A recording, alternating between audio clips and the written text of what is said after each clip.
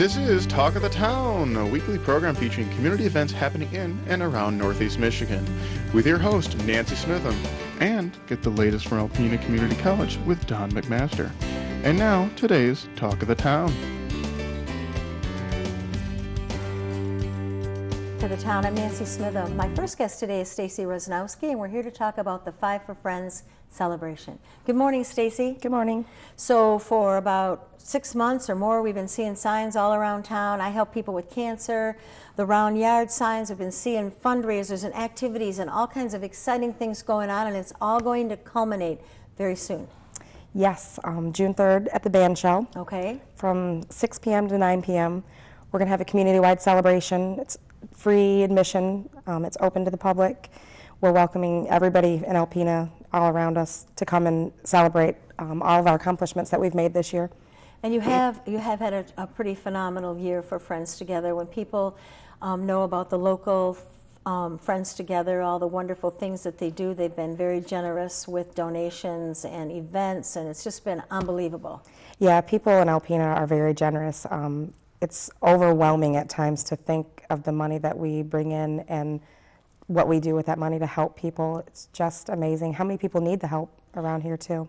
Well, I know just over $2,000 a month goes out just for gas cards for people to get back and forth to medical appointments. Yeah, it's pretty amazing how many people just don't have a ride to their appointments. And, you know, if you're going to chemo or radiation, you know, whatever, every day, that's a lot of money for gas. And it is.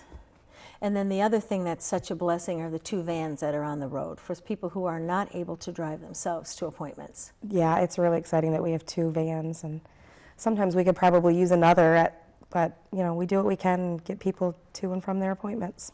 And that's pretty wonderful because we do sponsorships on those vans. So when you see those vans driving around town, read those sponsorship names, support those sponsors, because they're doing hands-on work in your community. They're picking up your family members, your loved ones, take them to medical appointments, taking them to the cancer center, taking them back home again, sometimes stopping for lunch along the way. Just the drivers, volunteer drivers are wonderful. And we always have a need for more volunteer drivers. Yes. Yeah, we've had 3 major sponsors this year. Alpena Agency is the sponsor for the big celebration on June 3rd.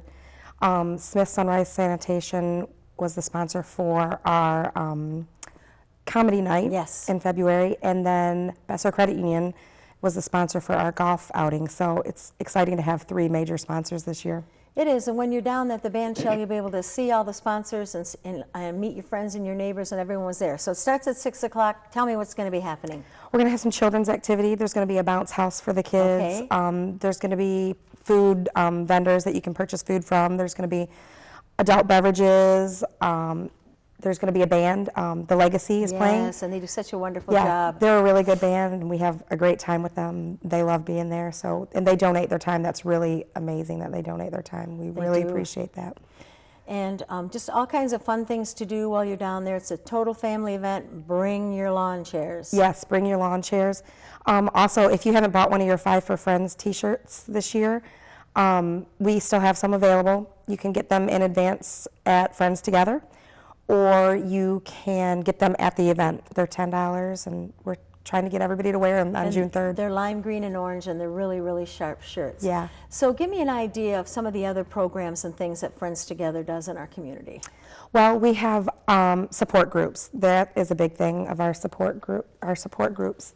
So many people come. We have caregivers support groups. We have support groups for all of our cancer survivors. We have a guys support group, guys like us. It's a really neat group of guys that come and go, and they've been actually doing some really cool things in the community, promoting preventative care for men. So that's a really neat thing. We have that. And actually later today they're having a pig roast right at the Friends Together Center, right there on the corner of State Street and Prentice? Yes. Prentice Yep. Street. It starts at, I think, 1. Yeah, I think it's at 1 o'clock too. I think it starts at 1 and it goes to 6. And there's a pig roast. They're starting the pig roasting on Saturday, and it's going to be ready to serve on Sunday. So $10 a person, and that's part of our Five for Friends campaign. It's one of the fundraisers. I know Friends Together has some other wonderful support groups for people with breast cancer in particular, for women. Yes, they have a monthly breast cancer support group. and they do T-shirts, and they do all kinds of fun things. And you know, when every time I zip in and out of the Friends Together office, even though I've been involved with them for many years, I find out new things that they do. I mean, they helped one woman clean her house. They make sure that people get food if they need food. They provide the transportation, the phone calls just to check in. Just so many wonderful things that Friends Together does in our community. Yeah, we never know what a need is going to be. You know, sometimes we get a call and we're like, well, we've never done that, but let's see what we can do. And we usually try to find a way to help these people. And you know, I just always, people say, well, you know, it's really hard to go to a support group, but you know, most of the support groups aren't like a doom and gloom support group. No. If you walk in the door, everyone's laughing and talking, and it's a sharing of what you're going through at that time. Yeah. And like I said, you know, you always think, well, I don't financially need the help, or maybe I can't, maybe there's nothing I can do, but there's always something you can do to help Friends Together. Like I said, there's volunteer positions, there's driving, there's fundraising positions.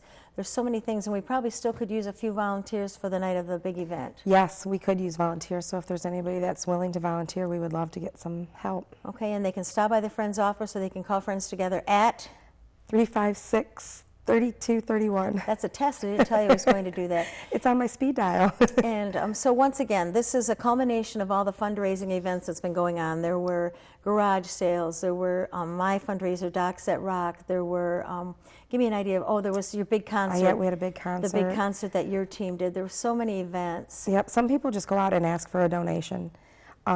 You know, we're always looking for teams that want to get involved and raise money. Sometimes it's one person that's raising money. Sometimes they have a group of people that they form a team, and it's just a good time. You know, it's fun. It's something to do to help people. And yes. And once again, Friday, June 3rd, 6 to 9 at the band shell. Bring your chair, because there's not chairs, but there's fun. There's kids' activities, music, and a great time. And all the teams will be coming there and presenting their checks and getting their picture taken. yes, and we'll find out how much we've raised this year. And I'm sure we've done very well. We have. Stacey, thank you so much, and thank you as the chairperson of this Five for Friends event for, you know, everything that you've done for the people that are touched by cancer in our community. Thanks for having me. Thank you. I'll be right back with Randy McCauley, and we're going to talk about the Blues Festival that's coming up soon. Welcome back. As promised, I'm with Randy McCauley, and we're going to talk about the upcoming Alpena Blues Festival. Hi, Randy. Hi, good morning. You know, as we were talking prior to starting to tape, you know, people come to the Blues Festival and they hear this wonderful music, and you're so good at getting these groups that other people can't get, and it's always a wonderful time. But people need to know that behind the wonderful music and the fun time, you do some great things with the proceeds of this concert. We do some great things, and let me begin by saying, Nancy, I want to thank you and WBKB TV for giving us this opportunity to talk about the festival. And indeed, this is our 13th annual Alpena Blues Festival, and we are slated for June 18th, Okay. the third Saturday in June. It'll be music from 12 to 12, so it's 12 hours of music. Perfect. We have 6 bands, and the opening band is going to be Charlie and the Bourbons, which is our local band, Charlie Madison and his friends. Them. And so we always try to feature an opening band at, a local band Right. to open up our festival each year. They are going to be followed by Downriver Dan, Okay. out of Downriver, Detroit, Okay. a blues band, and they will be followed by the Broken Arrow Blues Band, who Okay. have played the Alpena Blues Festival in 2010. Okay. Then they will be followed by Eric Goebel and the Flying Crowbars, who Okay. actually played in 2010 and 2013. Okay. So they are return performers. Okay.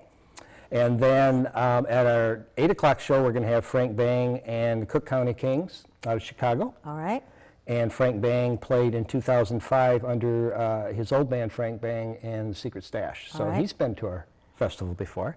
And then our headliner, Joanna Connor, Okay. has played in 2005 and 2010. This will be her third return to the Alpena Blues Festival. So of those 6 bands, 4 of them have performed at the Blues Festival before.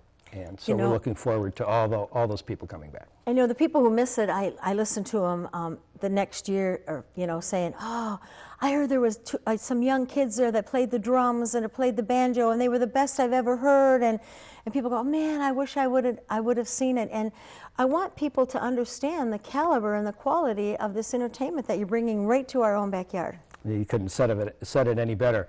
All these musicians are professional musicians, with the exception of a few they're all on labels, Okay. and they're all on blues labels, and they're playing, and if they're not touring nationally, they're touring internationally. And so we think we're very lucky to get bands. We want to feature Michigan bands, Right. but we, of course, invite anybody to play. So we've had bands from, you name it, San Francisco and Florida and Maine and Chicago and New York City. So they're coming from all over. We've got 2 bands from Illinois this year, and the rest are from Michigan. Okay. We also have 2 pet projects that we like to piggyback our annual festival with, Nancy. One we're really proud of is our Blues in the Schools program. Yes. And we actually do fundraising and solicit grants to obtain the musicians to bring in. And April 22nd, we brought in a professional blues band to play at Pied Piper. Okay. And that was just quite a moving experience to see can't all imagine. 39 students out there on the floor dancing, wheelchair or not, you know. So that was really exciting.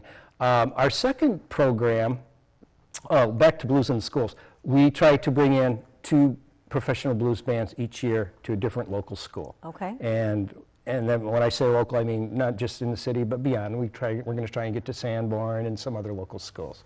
But in addition to the Blues in the Schools program, we have our Help Stamp Out Hunger with the Blues program. And we're really proud of that because we hold food drives all year long. And right now we have a food collection box at Habitat for Humanity Restore. They are helping our Blues Festival food drive. There's a collection box, so in their ads for donations, they're asking the public to, bring in a can of peas when they're coming to look for a hammer or something like that. Perfect. So we've got their cooperation. And in addition to that, we're going to have on-site food collection at the festival.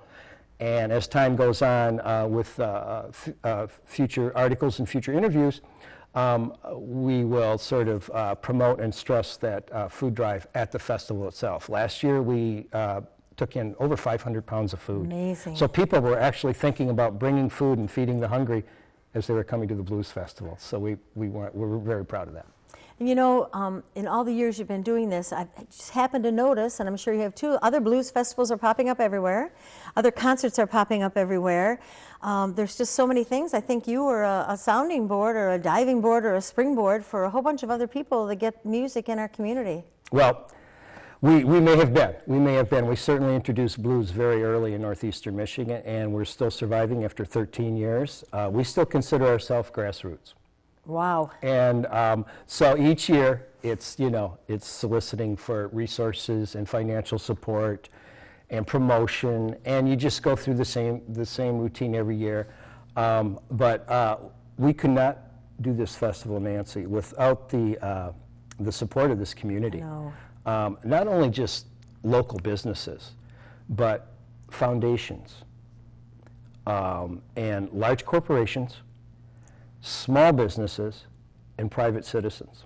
So we are not only fortunate enough to have that kind of community support, but I never have a problem with my volunteers. Perfect. I'm actually overwhelmed, and I'm trying to find things to do for my volunteers, and if that's a problem, that's a good problem. Yes. So in that sense, as of right now, we're in place, we're set, Okay. we're ready to go, but a lot can happen in 3.5 weeks. But June 18th, Rain or Shine. Yes. It's an indoor-outdoor event. All active duty service people are welcome and free. Okay. They pay no admission, and the admission this year is $17 for adults. Children 12 and under are free. Okay.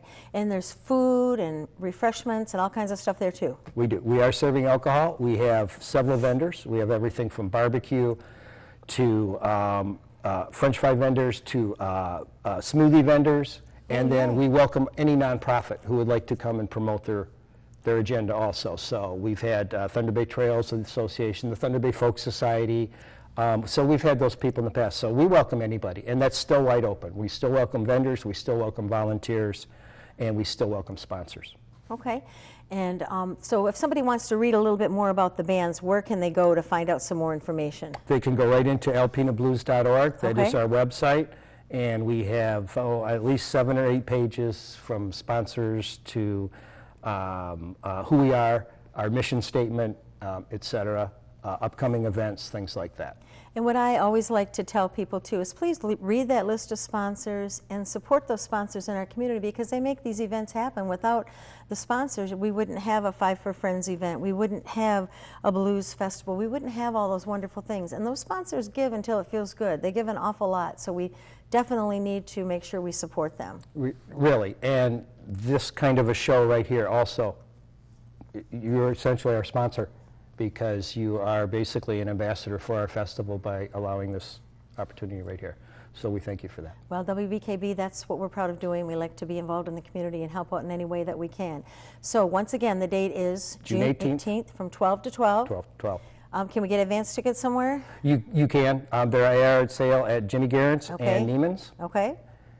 And we just posted our street banners today. So there's Okay. a huge banner on M32, All right. US 23 North, US 23 South, the T at 11th, the fence at Okay. 11th and Ripley, and Dave Hettart at Union 76 posted one on the top of his roof. So Perfect. we've got good PR at each end of the town. So. And rain or shine, we want to make sure people know rain or shine.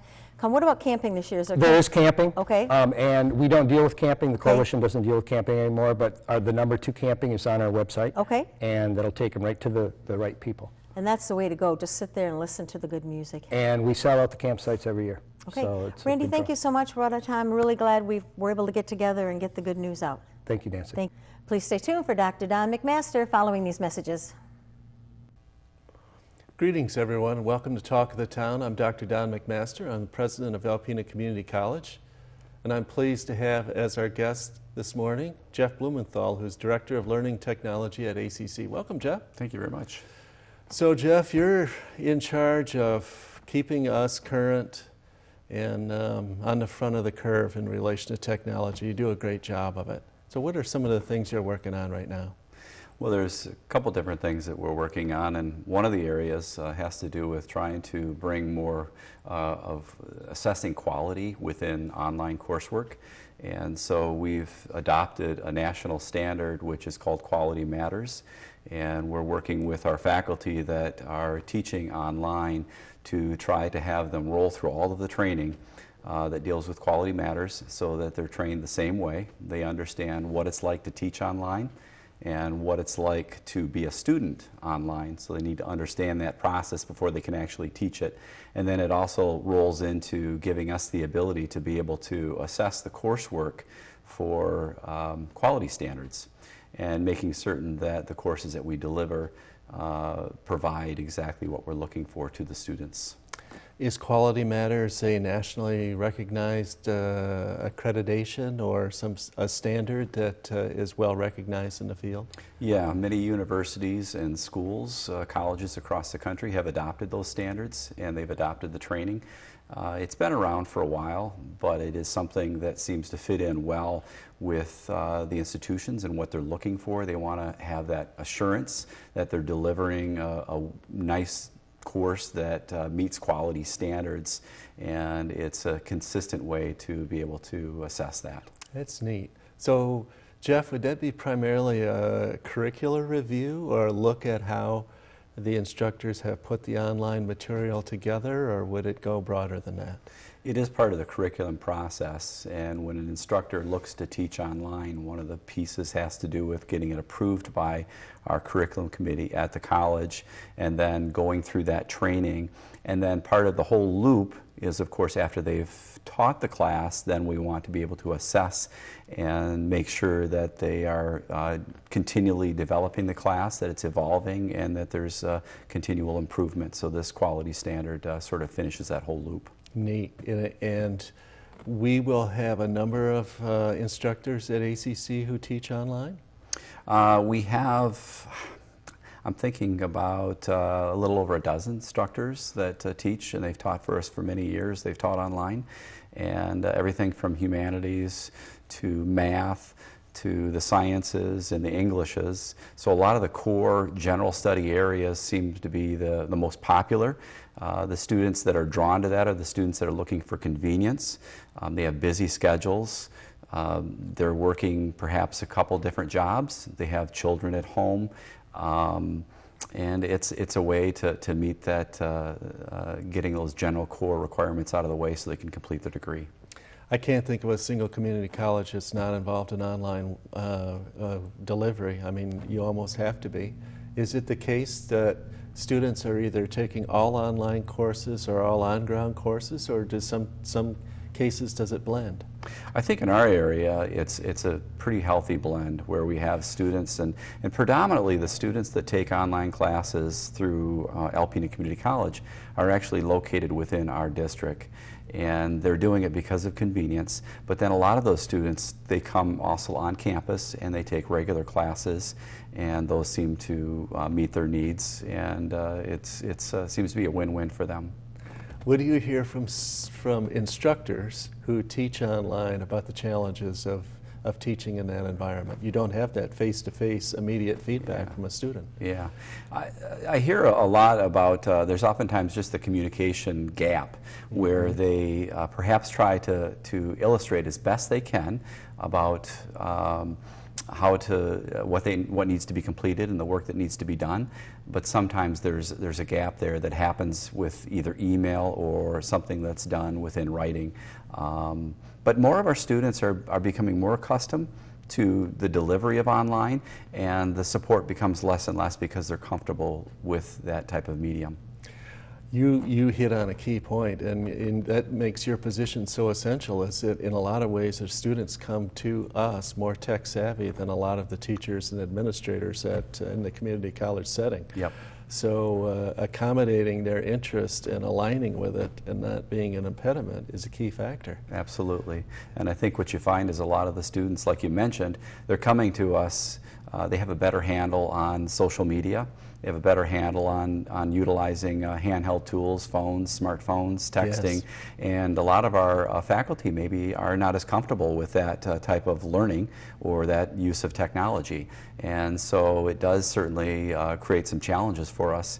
And of course, a lot of the students have that expectation that we'll provide grades for them instantaneously. And the learning platform that we have, Blackboard, it allows the instructors to deliver the grades to the instructors or to the students, and try to meet the needs of some of the students and the requests they have. Sure, and that's an expectation people have now. That I've seen that in my own children, where they go to school, they expect to see their grade on their content management system immediately. Yep. It's instant feedback. It's very much like going through the drive-through at McDonald's. They kind of have that same expectation that they're right here, right now. I want to know how I'm doing, and if it's not there, then they get upset. And trying to find that balance, I think that's the key with a lot of the instructors, is what's the balance of what's too much and what's too little. Interesting. We've got about 45 seconds left, so share with us, if you would, kind of the next step, the next iteration beyond Quality Matters in terms of online delivery. There's a lot happening with instructors trying to meet what's called a hybrid and or a flipped classroom, and that's where perhaps the lecture would be done online. And if there's a lab component, they would meet on campus. And it does provide a better opportunity for, again, the convenience for those students to get those classes out of the way. That's great, Jeff. We appreciate what you're doing. I'm sure the students do. It's a very important piece of what we do at Alpena Community College. Thank you. Thank you very much. And thank you for watching Talk of the Town. We'll see you next week. This has been Talk of the Town with your hosts, Nancy Smitham and Don McMaster. For a list of events taking place in Northeast Michigan, please visit our website at wbkb11.com and click on the community link. This has been a Thunder Bay Broadcasting Corporation production. The Talk of the Town furniture and set design are provided by Young Appliance Art Van Furniture on US 23 South in Alpena.